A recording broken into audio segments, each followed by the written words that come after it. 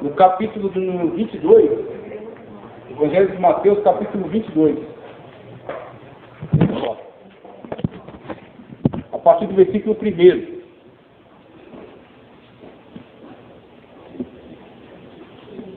Evangelho de Jesus Cristo, segundo Mateus, capítulo 22, a partir do versículo 1.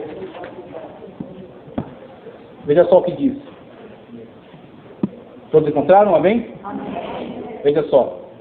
Então Jesus, respondendo, tornou a falar-lhes em parábola, dizendo: o reino dos céus é semelhante a um certo rei que celebrou as bodas de seu filho e enviou os seus servos a chamar os convidados para as bodas, e estes não quiseram vir. Guarde isso.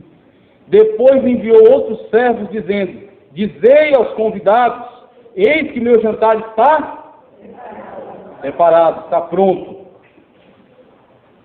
Os meus bois e cevados já mortos, e tudo já pronto. Vinde às bodas. Eles, porém, não fazendo caso, foram um para o seu campo, e outro para o seu negócio. E outros, apoderando-se dos servos, os ultrajaram e mataram. E o rei, tendo notícia disto, encolerizou-se e, enviando os seus exércitos, destruiu aqueles homicidas e incendiou a sua cidade. Então diz aos servos: as bodas, na verdade, estão preparadas, mas os convidados não eram dignos. E depois da saída dos caminhos, e convidai para as bodas, presta atenção, a todos os que encontrardes, a todos os que encontrardes. E os servos, saindo pelos caminhos, ajuntaram todos quantos encontraram, tanto maus quanto bons. E a festa nupcial foi cheia de convidados. E o rei, entrando para ver os convidados, viu ali um homem que não estava trajado com veste de núpcia. Presta atenção, viu ali um homem que não estava trajado com vestes adequadas, ou com vestes nupciais. E disse-lhe: amigo, como entraste aqui, não tendo veste nupcial? E ele emudeceu, ele não tinha como argumentar, ele não tinha como responder, ele não tinha como retrucar, ele emudeceu. Veja só. Disse então o rei aos servos: amarrai-o de pés e mãos, e lançai-o nas trevas exteriores, ali haverá pranto e ranger de dentes. Aqui a palavra, porque muitos são, mas quantos são escolhidos? Poucos são escolhidos. Toda a honra e toda a glória seja ao nome do Senhor Jesus Cristo. É uma palavra dura, é uma palavra difícil, mas é a palavra que nós precisamos. Não é vocês que precisam, somos nós que precisamos. Eu preciso dessa palavra. E se você não receber essa palavra, eu levo comigo, para a minha casa e para a minha vida. Porque essa palavra é uma palavra de alerta. Essa palavra é uma palavra que chama a nossa atenção para aquilo que é mais importante. Chama a nossa atenção para aquilo que é fundamental. Ela nos confronta. Essa palavra, com essa palavra aqui, o Senhor nos confronta acerca das nossas prioridades. Porque diga para mim, o que vale, como o próprio Senhor Jesus Cristo disse, o que vale ao homem ganhar o mundo? O que vale ganhar todos os prazeres do mundo? O que vale ganhar todas as benesses do mundo? O que vale ganhar todas as vantagens do mundo? Só que em demanda disso, ele está dando a sua própria alma. E ele viveu uma vida, no máximo, 40, 50, 60 anos de prazer, só que ele tem uma eternidade de condenação. Num lugar onde Cristo diz que o bicho nunca morre e o fogo nunca se apaga. Então nós temos que estar alerta. O Senhor Jesus Cristo está às portas. O Senhor Jesus Cristo está voltando. Ele vai arrebatar um povo seu, lavado, remido e de boas obras. A trombeta vai tocar. O meu nome o Senhor Jesus vai chamar. O teu nome o Senhor Jesus vai chamar. E um povo vai ser arrebatado dessa terra. Um povo vai ser arrancado dessa terra. Como Paulo diz, num abrir e fechar de olhos. E o Senhor Jesus Cristo vai nos levar para estarmos com Ele, porque essa é a sua promessa. Onde eu estiver, vós estarais também. Só que você tem que estar pronto para essa promessa. Quando o Senhor Jesus Cristo vai voltar? Quando o Senhor Jesus Cristo vai arrebatar a sua igreja? Ele disse, somente o Pai que sabe. Ok? Hoje ele está sentado à destra de Deus. Ele disse, todo poder é me dado nos céus e na terra. Eu creio que ele também, obviamente ele sabe, só que somente ele sabe. Ninguém sabe o dia que o Senhor Jesus Cristo vai voltar. Talvez esse culto aqui não acabe. Talvez esse culto aqui dê continuidade. Lá onde nós estaremos na ceia do Senhor. Juntamente com ele, se alegrando, louvando e regozijando. E nesta terra se dará o desenvolvimento da 70ª semana de Daniel. Quando o anticristo passará a reinar sobre esse governo que já está se preparando para ele. Você tem que estar pronto agora. O arrebatamento é a qualquer momento. E o Senhor Jesus Cristo trouxe esse alerta através dessa parábola. Essa parábola que ela vem numa continuidade, é importante a gente sempre ver o contexto. No capítulo 21, primeiramente foi a entrada do Senhor Jesus Cristo. No capítulo 21, não vou ler aqui, somente vou mencionar. A partir do versículo 1, você vai ler acerca da entrada triunfal do Senhor Jesus Cristo, quando ele é recebido como rei. E ele veio montado num jumento, um rei de paz. Ele não veio estabelecer dominação política, ele veio estabelecer o reino de Deus. Ele veio estabelecer o reino de Deus sobre a terra. Tá certo? Então ele foi recebido, ele foi aclamado. Depois ele expulsa do templo os mercadores, ali a partir do versículo 12. Ele expulsa do templo aqueles que estão fazendo comércio com as coisas de Deus. Jesus não se agrada disso. Jesus não se agrada daqueles que estão vendendo o evangelho barato, um evangelho de autoajuda, um evangelho de massagem do ego, um evangelho que diz para você, não tem problema não, isso não tem nada não. Isso não tem nada não, isso aí não tem problema não, Deus é amor. Deus é amor, mas Deus é santo. Deus é amor, mas Deus é justiça. Deus é amor, mas Ele é Rei dos reis e é Senhor dos senhores. Ele diz, vós quereis meu amigo, fazer o que eu mando. Aquele que quiser ser meu amigo, faça aquilo que eu estou mandando. Porque ele tem autoridade para mandar. E nós somos servos para obedecer. Ou nós somos servos para a salvação, ou nós somos servos do pecado para a condenação. Eu quero ser servo de Cristo para a salvação, para a glorificação. Então Cristo, ele deixou as coisas muito claras. A minha casa é a chamada casa de oração. É o propósito dela, o objetivo dela. Um lugar de comunhão, um lugar de adoração a Deus, um lugar de ouvir a palavra de Deus, de sentir a sua presença, de sentir a manifestação da sua glória, e não comércio. Tá certo? Então Jesus deixou isso muito claro. A partir do versículo 18, do 21, você vai ver a parábola acerca da figueira. Quando Jesus fala acerca da figueira estéril. E Jesus aqui, ele está tocando num ponto muito complicado. Ele está falando acerca de verdade. Você crê que Jesus Cristo, ele tem autoridade, ele tem poder, e ele pode falar certas verdades para você, que muitas das vezes não agradam muito, que muitas das vezes incomodam, porque incomoda primeiro aquele que vai pregar.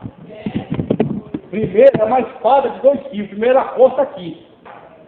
Aí você geme, aí você chora, aí depois ela corta para lá. Então primeiro Deus teve um negócio comigo.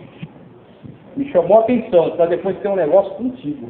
Com a igreja de Cristo que está na terra, com você. O Espírito Santo de Deus está falando ao teu coração. O Espírito Santo de Deus está te renovando. O Espírito Santo de Deus está acendendo a chama da fé. O Espírito Santo de Deus está fortalecendo a sua vida. Você tem caminhada ainda. Você não está no seu descanso. Você tem que chegar até a Nova Jerusalém. Você tem que estar ligado no trono da graça. Você tem que ser como aquelas virgens prudentes. Cadê o azeite? O azeite é o Espírito Santo de Deus que está sobre a tua vida. Como Davi disse, tira tudo de mim, mas não tira o teu espírito. Você tem que preservar o Espírito Santo de Deus sobre a sua vida. Deixe tirar o que precisar tirar. Deixe cortar o que precisar cortar. Deixe limpar o que tiver que limpar, para que o teu templo seja purificado, para que o teu povo seja sempre morada do Espírito Santo de Deus.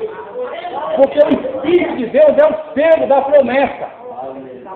Quando ele vier buscar, ele vai procurar quem tem azeite. Quem tem azeite vai acender a lâmpada e vai entrar nas bodas, vai entrar na festa, vai entrar na celebração. Mas isso é só para quem tem azeite. Mas isso é só para quem tem o Espírito Santo de Deus, aquele que é sensível à voz do Espírito Santo de Deus. Não resistais ao Espírito Santo de Deus. Ele fala ao teu coração, te humilha, desce na presença de Deus, te quebranta, que o teu coração seja sensível à sua voz, que a palavra de Deus possa entrar na tua vida e encontrar guarida, encontrar morada. Como o salmista diz, escondi a tua lei no meu coração para não pecar contra ti. O Espírito Santo de Deus, ele fala ao nosso coração através da palavra. Então o Senhor Jesus, ele disse que as duas figueiras ali, a palavra da figueira, ele disse que veio até a figueira procurar frutos e não encontrou. E ele denunciou aquela situação. Por quê? Porque o Senhor tem dado condições para que nós possamos frutificar, para que nós possamos produzir fruto do Espírito, como Paulo diz lá em Gálatas: benignidade, bondade, mansidão, fé, temperança, amor, para que nós possamos produzir fruto. Mais importante do que ter dom, e muitas pessoas têm dons maravilhosos, tem dom de cantar, tem dom de pregar, tá certo? Tem dom para fazer diversas atividades. São dons maravilhosos, são dons importantes, mas existe algo mais importante do que ter dom, que é ter fruto. É produzir o fruto do Espírito. O fruto do Espírito é sintoma de que você está numa comunhão íntima e intensa com Deus. Porque Jesus diz no Evangelho de João, capítulo 15, eu sou a videira verdadeira, toda vara que dá em mim, a limpa, toda vara que está em mim, que dá fruto, a limpa. Para que dê mais. Agora, como é que é a limpeza de Deus sobre a vara? A vara está lá produzindo fruto, mas aí vem alguma coisa e se liga a ela, e não pertence a ela, não é da natureza dela, não é para estar ali, e está sugando a energia dela. E aí o que o lavrador vai fazer? Ele vai arrancar. Ele vai tirar. Aquilo não pertence a ela. Aquilo não é da natureza de Deus para ela. Aquilo não é do plano, do projeto de Deus para estar ali. Está tirando a energia dela. Está tirando a comunhão dela. O lavrador vai e limpa. Quando Deus começa um processo na nossa vida de limpeza, dói. Quando Deus começa um processo na nossa vida de purificação, de santificação, de transformação, dói. Vai doer. Você vai gemer. Você vai chorar. Você não vai ser compreendido. E muitas vezes você mesmo não vai entender. Por que fulano era teu amigo e agora não quer nem saber mais de você? Por que as coisas que estavam indo tão bem agora estão complicadas? Por que o mar estava tão calmo e agora está revolto? Por que a situação estava tão favorável e agora está contra você?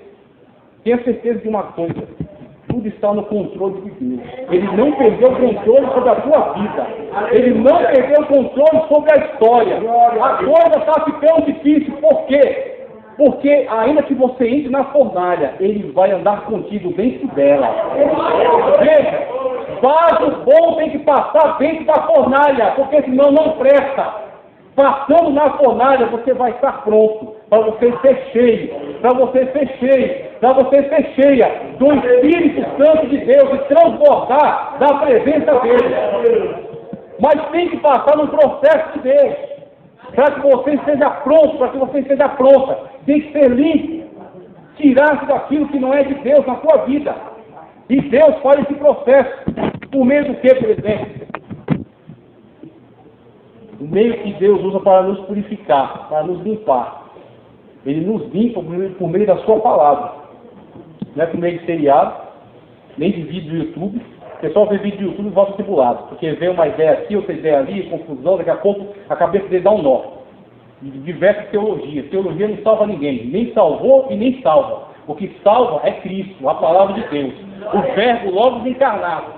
Tá certo? Então quem salva é Cristo, a palavra revelada de Deus. Cristo é a palavra de Deus materializada, é Ele que salva. Não são teólogos nem ideias, tá certo?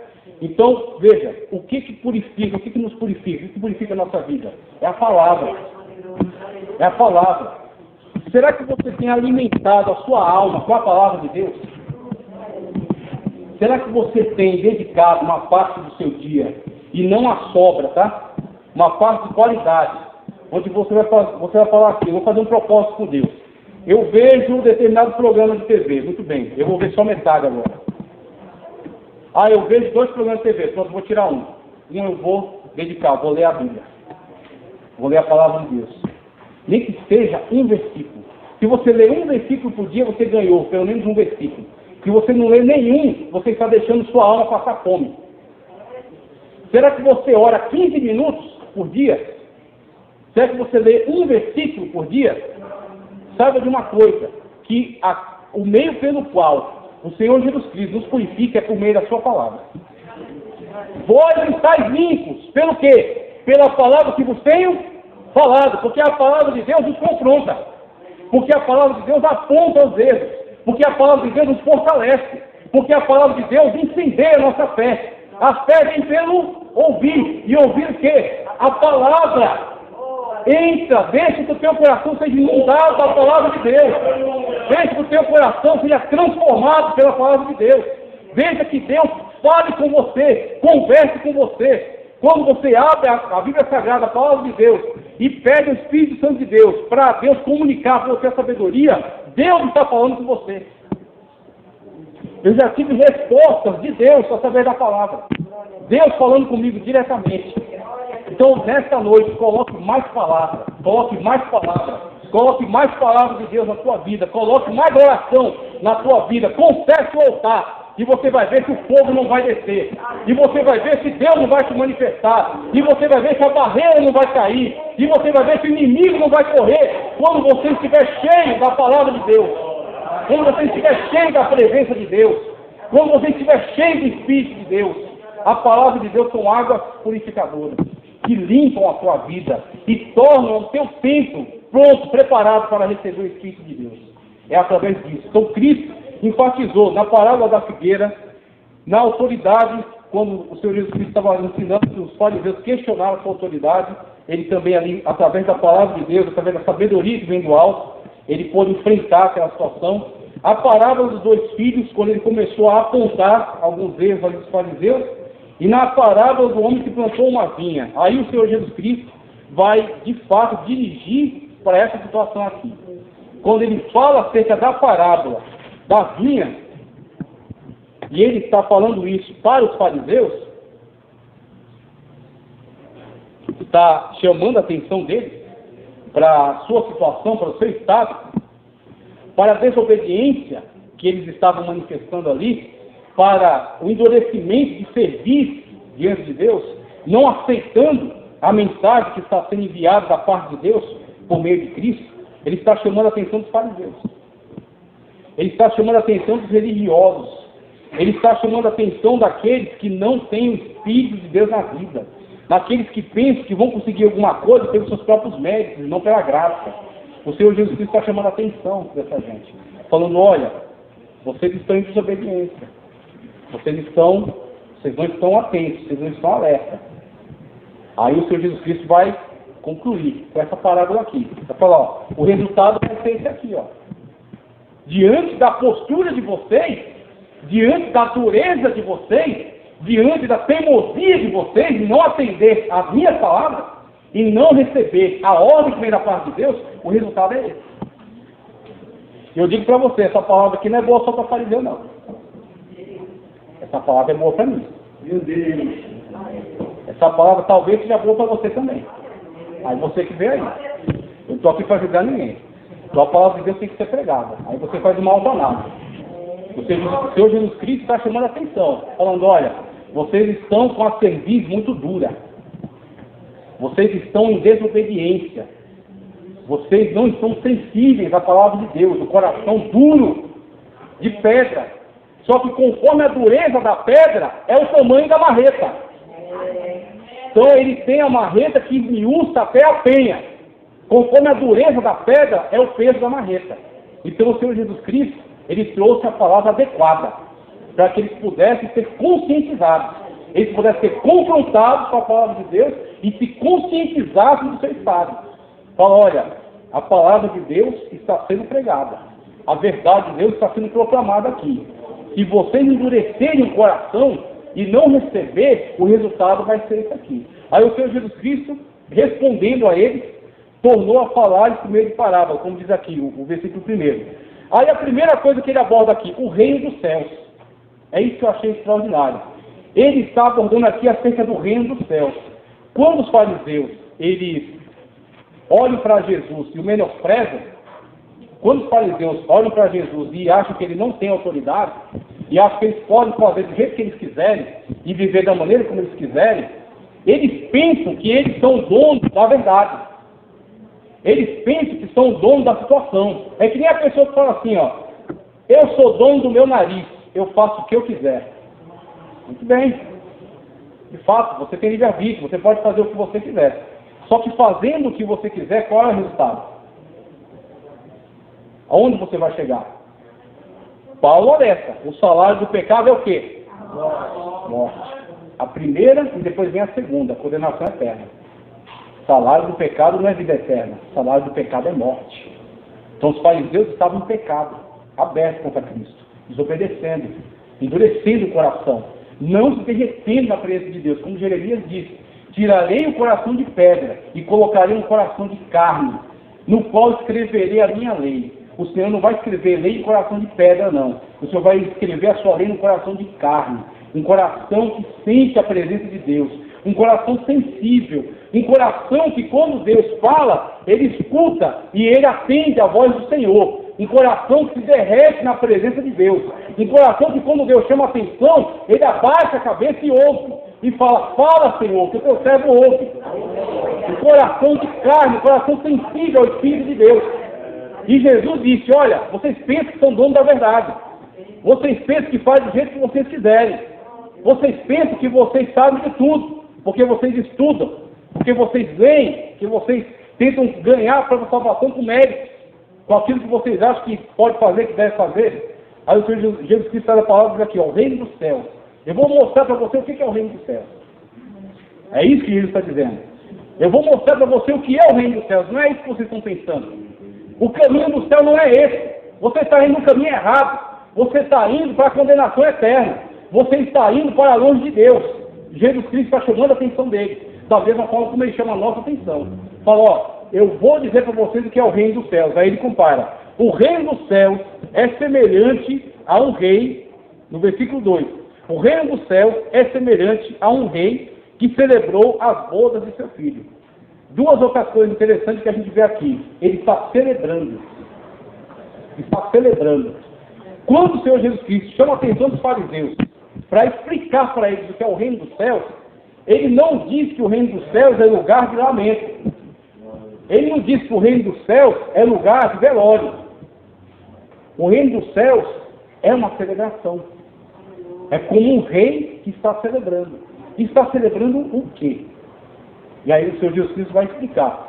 O reino dos céus é semelhante ao rei que está celebrando. Da mesma forma como Jesus se alegra quando nós estamos na presença dele.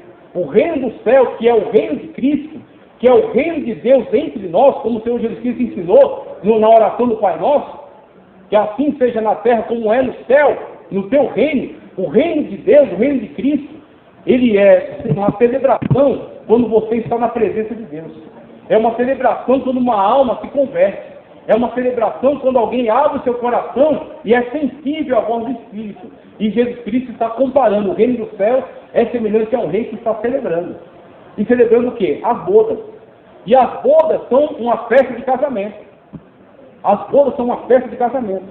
Então, Jesus Cristo está dizendo, olha, o reino dos céus é um casamento. É semelhante a essa celebração de casamento. Casamento entre quem, meu irmão? Casamento entre o noivo amado, que é o Senhor Jesus Cristo, e a igreja, que é a noiva do Cordeiro. A igreja é uma noiva que foi comprada com o sangue do Senhor Jesus Cristo, não com ouro nem com prata. A igreja é como uma noiva que está ataviada, que está preparada, que está guardada, que está reservada, que está purificada, santificada, que tem um compromisso selado com o esposo. que tem um compromisso marcado com o esposo e que está ansiosa pelo encontro, que está ansiosa pela união, que está ansiosa pela celebração do casamento. Isso é o reino de Deus entre nós. O reino de Deus entre nós é placa de igreja. O reino de Deus entre nós não é simplesmente você achar que cumpre a Deus com alguns dons, ou com algumas habilidades, ou com dinheiro. O reino de Deus entre nós é a minha e a tua comunhão através do Espírito de Deus. Isso é o reino de Deus na terra. É quando você quer viver o reino de Deus, você quer viver aquilo que Deus trouxe no céu, aquilo que Deus construiu no céu, você quer trazer para a terra. Assim seja na terra, como é no céu. Quando você faz a vontade de Deus lá na sua escola, o reino de Deus está lá. Você levou o reino de Deus para lá. Você representa o reino de Deus lá. Lá só tinha treva. Aí chegou a luz que é você. É o reino de Deus que está lá. Quando você faz a vontade de Deus no seu trabalho, mesmo todo mundo lá fazendo aquilo que não presta, mesmo todo mundo lá servindo o diabo, escravo do diabo, cometendo todo aquilo que ele incentiva, e você vai lá e segue, e você vai lá e faz conforme a vontade de Deus, tá certo? Você está levando o reino de Deus para o seu trabalho. Você está abrindo uma porta de salvação ali no seu trabalho. Você está manifestando a presença de Deus ali naquela região de trevas. O reino de Deus é isso que ele está dizendo. O reino de Deus não é simplesmente uma organização. O reino de Deus não é um lugar construído. O reino de Deus não são regras e ideologias. O reino de Deus é a presença de Deus no nosso meio.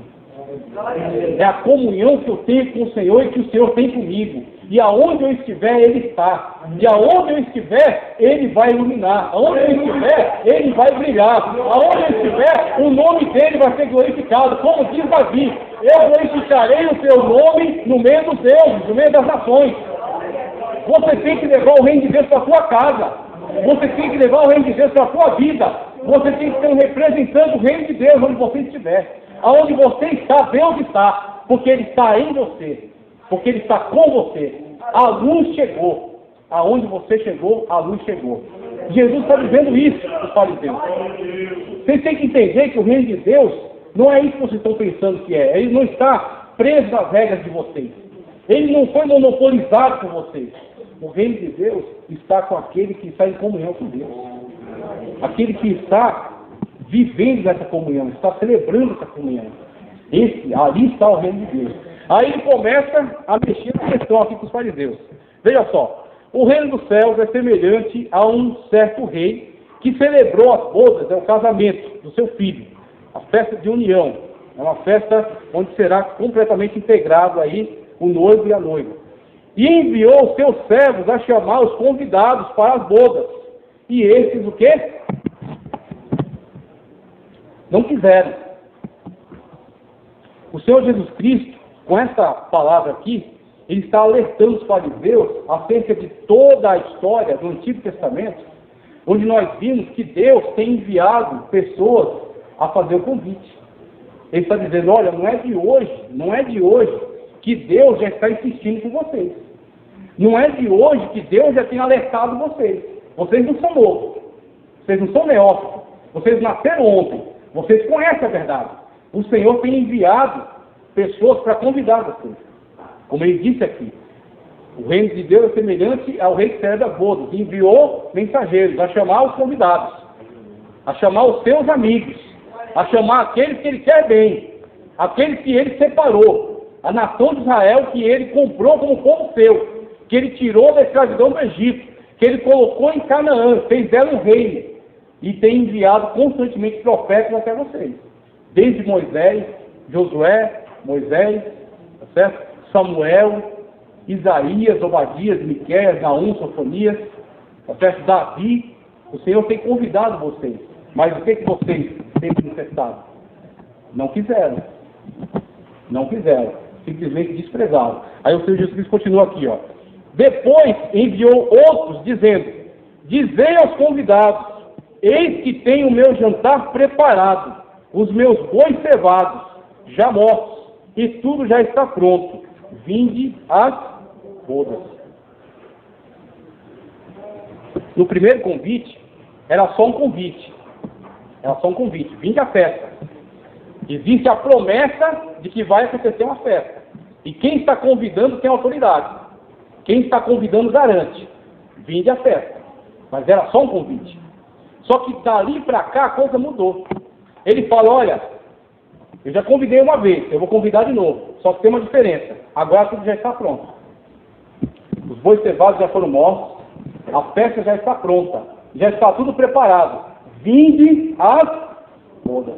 Aí você está se deparando com a situação em que Paulo diz, na plenitude dos tempos, veio o Senhor Jesus Cristo. Na plenitude dos tempos, ou seja, quando se concluiu todas as profecias, o Senhor Jesus Cristo veio e cumpriu essas profecias nele mesmo. Ele é aquele que nasceu da Virgem, como disse Isaías. Ele é o Rei de Paz, como disse Zacarias na sua profecia. Ele é aquele profeta maior, como disse Moisés. Tá certo? Ele é aquele que concluiu em si mesmo todas as profecias. Ou seja, ele está dizendo aqui, o rei está mandando dizer, tudo está pronto, tudo já está aguardando você. Venha às bodas. Ele está mandando um recado direto para Israel. Venha às bodas, porque eu já estou aqui. Venha às bodas, porque eu estou oferecendo oportunidade. Venha às bodas, porque tem espaço para você. Venha às bodas, porque a oportunidade é sua, o momento é agora. Ele está falando isso para Israel, alertando Israel. Aí o que vai acontecer? Olha só o que ele diz aqui, ó. Eles, porém, não fazendo caso, foram um para o seu campo e outro para o seu negócio. E outros ainda, apoderando-se dos servos, os ultrajaram e mataram. Aqui a reação que Israel teve à mensagem. Um cuidou do seu campo, outro cuidou dos seus negócios, e outros fizeram pior ainda. Uns simplesmente ignoraram a mensagem, como muitos têm feito hoje. O Espírito de Deus tem falado de diversas maneiras.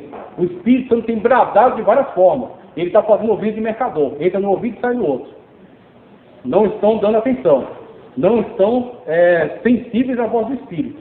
Muito bem. Agora tem outros que fazem pior ainda. Além de não dar ouvidos, ainda se levanta contra.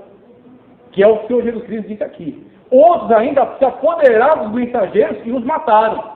E qual é o resultado que virá? Que o Senhor Jesus Cristo aponta aqui, ó. Veja só, no versículo 7. E o rei, tendo notícia disso, encolerizou-se e, enviando seus exércitos, destruiu aqueles homicidas e incendiou a sua cidade. Então, o resultado da resistência, e pior, o resultado do levante dos judeus contra a mensagem de salvação em Cristo, foi a destruição deles no ano 70. O Senhor Jesus Cristo profetizou isso, quando ele subiu a Jerusalém, e ele chorou sobre a cidade, e diz, Jerusalém, Jerusalém, que mata os profetas que são mandados a ti, bem quiseram juntados debaixo das minhas asas, como a galinha junto aos seus filhotes.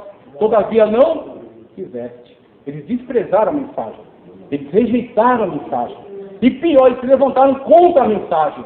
E o resultado foi destruição sobre eles. Agora, como Paulo fala, em relação a nós também, não pense que Deus, que tratou dessa maneira a figueira original, que Deus não vai fazer isso mesmo com o jambuzeiro bravo, que são vocês. Nós somos um jambuzeiro bravo enxertado na videira, que é Israel. A igreja de Cristo. Da mesma forma como Deus pesou a mão para Israel, por rejeitar a mensagem, aqueles que rejeitarem o apelo do Espírito Santo nessa era, também viverão a mesma destruição. Também verão o peso da palavra de Deus. Ou você aceita Cristo pela graça para ser salvo e para adentrar as mansões celestiais e para ser arrebatado junto com a igreja, ou você vai ver juízo. É isso que Deus fala através dessa palavra. Ou você vence pela graça, ou você vai sofrer o juízo. Aquilo que Cristo está falando para Israel. E aí Israel ouviu essa mensagem. Alguns se conscientizaram. Alguns se renderam aos pés de Cristo. Outros resistiram. Só que aí, Cristo agora se volta para nós. Isso que é maravilhoso. Isso aqui que é extraordinário. Veja. Então diz aos servos, as bodas, na verdade, estão preparadas, mas os convidados não eram dignos. E depois da saída dos caminhos, e convidai as bodas, ou as encruzilhadas, e convidai as bodas a todos os que encontrarem. E os servos, saindo pelos caminhos, ajuntaram todos quantos encontraram, tanto os maus como bons. E a festa nupcial foi cheia de convidados. Aí onde nós temos que nos alegrar. Aí onde nós temos que nos regozijar. Aí nós temos que exaltar, porque antes de nós o amarmos, o Senhor nos amou primeiro. Porque antes de nós o servirmos, o Senhor já entregou a sua vida por nós. Porque antes de nós o procurarmos, o Senhor Jesus Cristo é que veio à nossa procura. Ele disse, não fostes vós que me escolheste. Pensa agora, no teu coração, não precisa falar nada não. Será que você, na maneira como você estava, na maneira como você caminhava na sua vida, será que você escolheria Jesus? Para enfrentar o que você tem enfrentado hoje, para vencer os obstáculos que você está vencendo hoje, para passar pelas situações que você tem passado hoje, situações em que você, às vezes, diz para Jesus, Jesus, me dá 5 minutos que eu resolvo isso aqui. Eu vou lá, eu faço, aconteça, eu falo, me dá 5 minutos que eu resolvo. E aí o Espírito de Deus fala no teu coração. E o Espírito de Deus lembra a você de que é nesses 5 minutos que o Senhor Jesus Cristo vem. É nesses 5 minutos que a trombeta vai tocar. É nesses 5 minutos que uma vida inteira de consagração vai tudo pelo ralo. Você leva 100 anos para construir uma reputação e você leva 1 minuto para destruí-la. O Senhor Jesus Cristo, Ele traz essa mensagem para você nesta noite. E Ele diz para você, fui eu que te escolhi, não foi você que me escolheu. Fui eu que te amei primeiro antes de você me conhecer. Fui eu que na cruz do Calvário olhei para esse dia e eu vi você sentado aqui nesse lugar. Isaías diz, ele olhará para o benefício do seu sacrifício e ficará satisfeito. Jesus passou por tudo aquilo na cruz do Calvário porque você vale a pena. Jesus, ele se deixou ser cuspido porque você vale a pena. Jesus se deixou ser chicoteado porque por você vale a pena.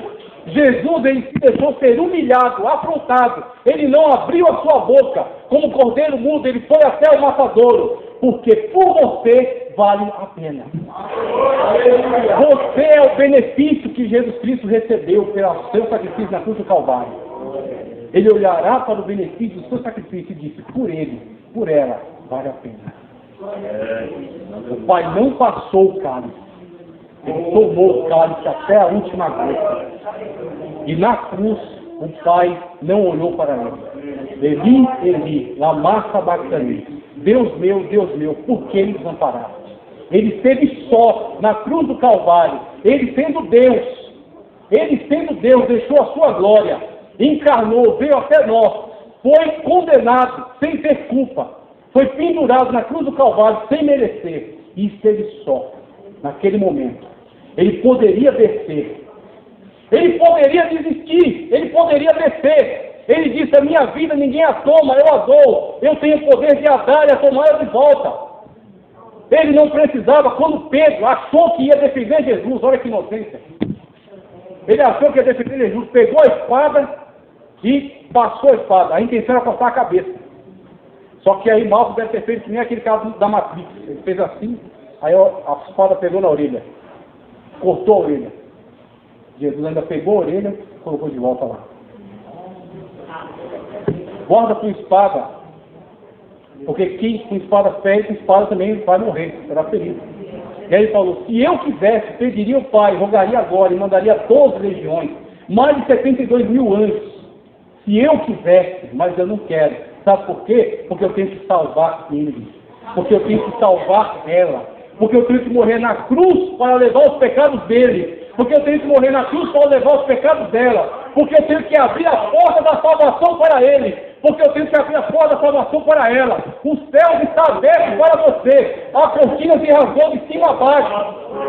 A cortina se rasgou de baixo para cima. Porque não foi um homem que rasgou. A cortina se rasgou de cima a baixo. Porque foi Deus que abriu para você. O céu está aberto para você. Você tem acesso às moradas celestiais. Você tem acesso ao trono de Deus. Você não precisa ir no sacerdote, como foi lido aqui. Você dobra os seus joelhos na sua casa, como Jesus disse. No silêncio da sua casa, reservado. Só você e o Pai. Que privilégio. Você não precisa passar nem pelo sacerdote, nem pelo sumo sacerdote. Você dobra os seus joelhos e você está na presença do Todo-Poderoso. Você está na presença de Deus. Para de chorar no Facebook, para de chorar no WhatsApp, vai chorar aos pés daquele que tem resposta. Vai chorar aos pés daquele que tem soluções, daquele que pode mudar a sua situação. O banquete está aberto. Você foi convidado. Ele chamou bons e maus. Não é porque você é bom, nem porque você é bonito, nem porque você é cheiroso, nem porque você é formado. Tem um PhD, não sei. Não foi por causa disso. Não foi por causa disso. É isso que eu acho mais lindo na graça. A graça nivela todo mundo. Aqui só tem ovelha, irmão. Aqui não tem girafa. Aqui não tem ninguém maior que ninguém. Aqui só tem ovelha. Todos foram chamados porque são todos pecadores. Todos foram chamados porque são todos pecadores. E todos são salvos pela graça em Cristo Jesus. Ninguém comprou sua salvação. A sua salvação foi comprada por Cristo na cruz do Calvário. E é dada a você pela graça. É pela graça.